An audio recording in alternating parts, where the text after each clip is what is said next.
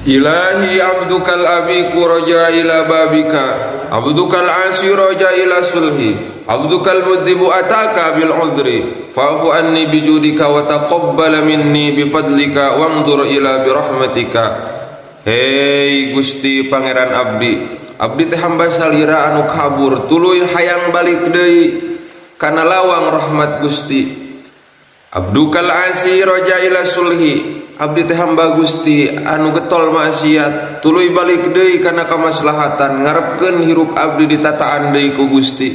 Abdukal mudnibu ataka bil udri, abdi teh hamba Gusti anu bergelimangan dosa, anu datang ka Gusti kalayan sasadu. Fa'fu anni bijudika, pamudah-mudahan Gusti ngahampura abdi ku berehana Gusti. Wa taqabbal minni bifadlika, jeung mudah-mudahan Gusti nampi ka abdi ku kapunjulan Gusti. Wanzur ila birahmatika, tingali abdi Gusti, reret abdi Gusti anu sakieu loba dosana, anu teu pisan-pisan boga kahadean ka Gusti. Birahmatika, ku panempo rahmat Gusti.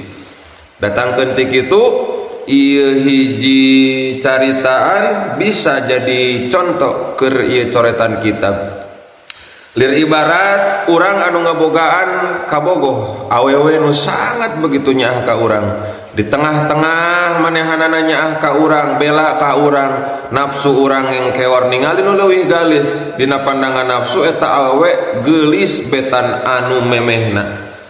Di saat kitu urang salingkuh, lir ibarat jelema ayeuna anu salingkuh kana dunia, tuluy dikecewakeun ku dunia, paragat manehanana selingkuh ti awewe anu leuwih nyaah, maka dina hiji mangsa dina akhir sebuah cerita manehanana dijieun kecewa keta selingkuhanana, nu mana hatena ceurik hayang balik deui kana awewe anu samemehna, nu mana eta awewe anu samemehna sangat begitu mika cinta, sangat begitu nyaah. Datangkeun ieu jalma nu maksiat, urang teh aku ku diri salila ieu urang kabur ti Allah Subhanahu wa taala, dina harti ngalanggar aturan, dina harti ayeuna ninggalkeun kawajiban, kabur urang tina kakuduan anu diparentahkeun ku Allah Subhanahu wa taala. Nu mana Allah salila ieu nyaah banget pisan cinta ka urang, tuluy urang selingkuh ti Allah Subhanahu wa taala ka dunia, dan di saat urang dikecewakan ku dunia, hate urang panah, hate urang pepes, hate urang ajur,